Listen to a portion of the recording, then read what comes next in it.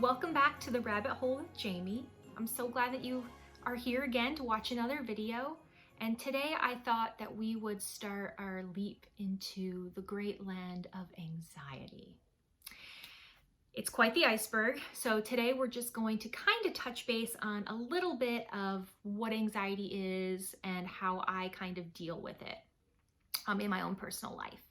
So first off, I hope that you all are doing so well. And I hope that you have had a great week. I hope you had a great weekend. I hope you're having a great day.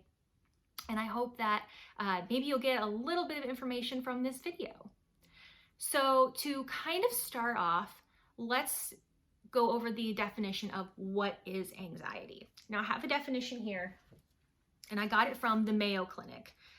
So their definition of anxiety is intense, excessive, and persistent worry and fear about everyday situations. You can get fast heart rate, rapid breathing, sweating, or feeling tired may occur. Now, I want to say that everybody at some point in their life experiences anxiety. You know, you constantly worry about something, or there's something in the back of your head you just can't let go.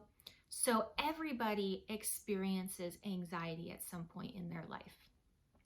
When it becomes an anxiety disorder is when it becomes so persistent that it starts to affect your daily life. It starts to affect how you get things done, whether you get things done, how it makes you feel on a daily basis. If it's becoming to a point where it's unbearable and you just don't feel like yourself anymore, you feel like you're just in a constant state of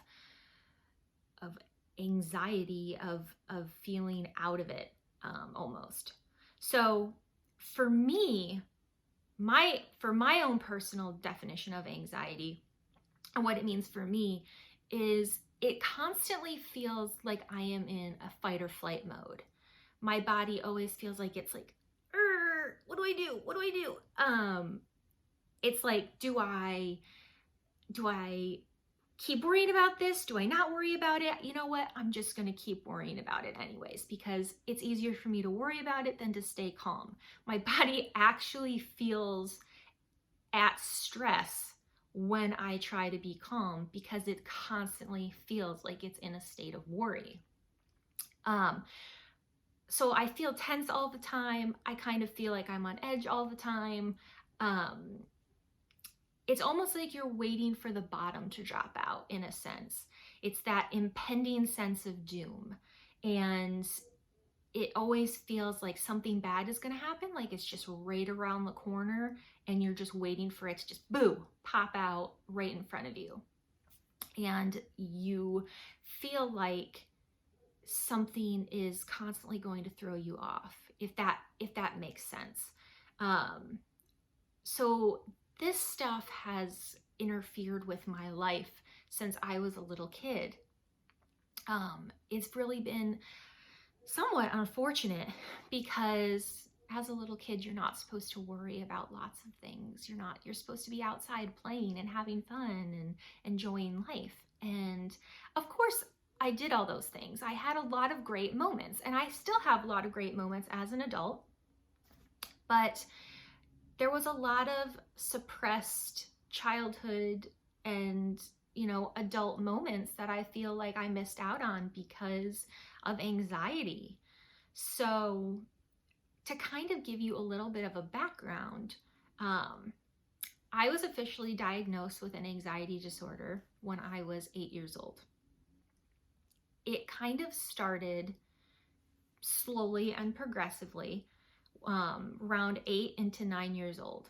So what I was starting to worry about was, am I going to get sick? Is something bad going to happen to me? Is my mom going to die? Is daddy going to die? So kind of the things that I talk about with my therapist and are the things that I worry about on a daily basis. And that varies from day to day. They kind of circulate in and out. So for example, one day I may be really focusing on worrying about a particular thing, and I'll be on that for a few days. And then it might just go right in the back of my mind, and then another one will circulate through and I'll focus on that one for a while.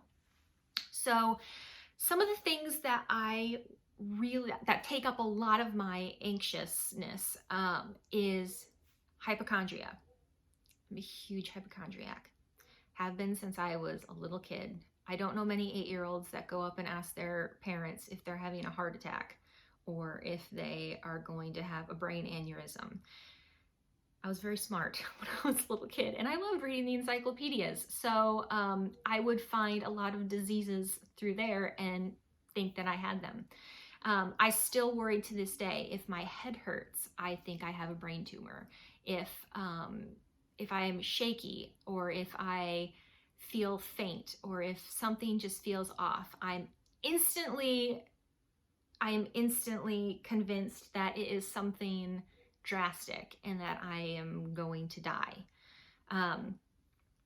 Dying is a very big thing for me. I do worry a lot about myself passing away, but also my loved ones.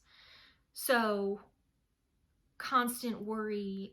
Anytime I know my family is getting in a car, anytime I know my husband is going somewhere, I worry while they're gone. I worry if they're going to get in a car crash. I worry if they are going to pass away in the car, or something crazy happens, like what if somebody has a heart attack while they're driving and they pass away.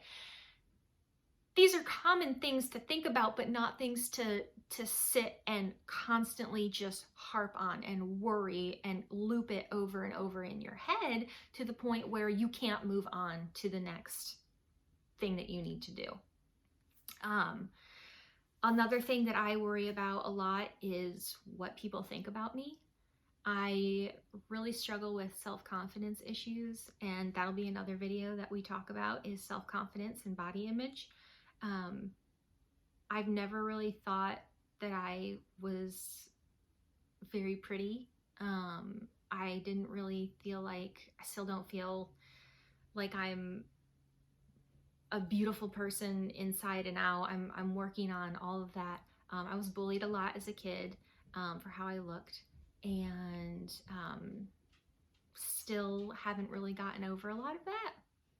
So I do worry a lot about what people think about me. If they think I'm overweight, if they think I'm ugly, if they think I'm stupid, if they don't think I'm funny, if they think I'm lame, and I obsess about it. I get myself so down to where I don't even want to look into the mirror. So that's another thing that I worry about constantly. Along with the hypochondriasis, along with worrying about bad things constantly happening all the time, feeling that impending sense of doom, never really feeling like you can let yourself enjoy things because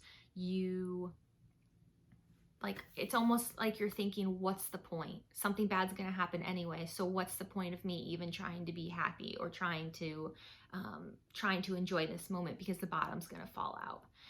That is constant, and it is hard when you have so many dreams and so many ambitions and you want to try so much, but that is holding you back because you feel like, what is the point? You know, that's another big thing that I struggle with. Another one is, if I don't do something a certain way, something bad will happen. And this is more along OCD. This is more compulsive, and that's something that we'll also talk about as well. If I don't do something a certain way, then something bad will happen. For example, if I don't put my right shoe on before my left shoe, my mom might get killed in a car crash. It sounds incredibly irrational, and saying it out loud, I know that it sounds irrational. But in my mind thinks, if you put that left shoe on, your life's going to change as you know it. So those are the kind of things, just a few out of the gate, that I struggle with. So those are just a couple of things, and we'll talk about a lot more as they come up with this anxiety series. So things that I do to kind of help manage my anxiety, I am, like I said, I'm in therapy, have been since I was 8. That is extremely helpful.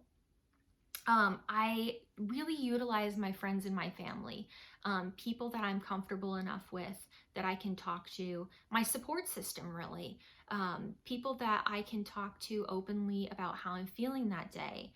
They also are learning things to help me with coping mechanisms to kind of help bring me down, help me feel more reassured that everything is going to be okay.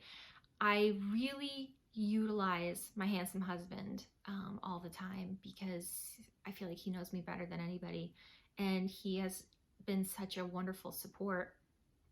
And I really just am so appreciative of him, and my parents especially too, because without them, I really wouldn't have many other people that I feel comfortable talking about with until now, because now I'm doing videos and anybody and everybody can see it. So I talk to my friends and my family about it. I try to distract myself, thinking the opposite. Like instead of saying, oh, like thinking, oh, your mom's gonna die in a car crash, I think, nope, she's gonna be fine. She's probably gonna drive to your house and tell you your house is messy. Something like that. You know, try to do something, try to put a little humor into it. Just try to think of something to distract myself. And I do a lot of things to distract myself is in the way of keeping my hands busy and my mind busy. So examples of that are, I do a lot of embroidery. I read. I do Victorian beading. I've made Victorian beaded ornaments. I do watercolor paintings. I'm not very good at it, but I do it. And yeah, I love to read.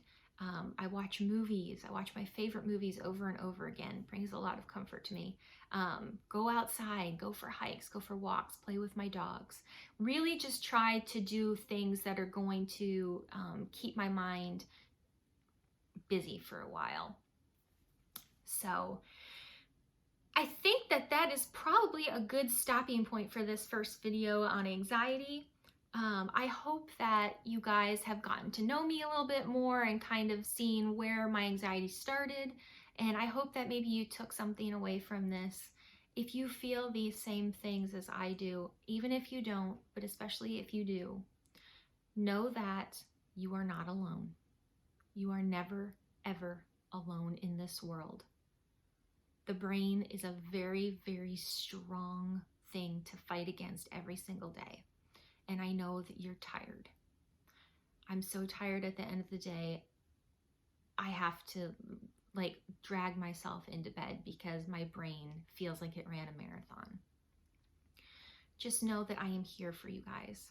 And I see you and I understand, and know that you are so strong for going through this every single day. So I have been in therapy since I was 8, and it has really, really helped to be able to talk to somebody, to be able to voice my concerns and have somebody know that this is valid, that this is not crazy how you feel.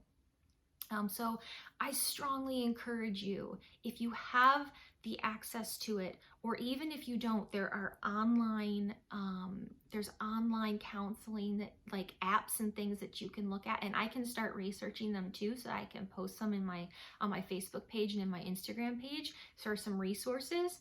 But also Psychology Today has a great resource of all of the therapists that are in your area, and it shows what they specialize in, it shows what kind of insurance they take, if they take it, if they don't, if they have a sliding scale. I strongly encourage you to take that step if you haven't yet, to talk to somebody professionally, because you're gonna feel so much better.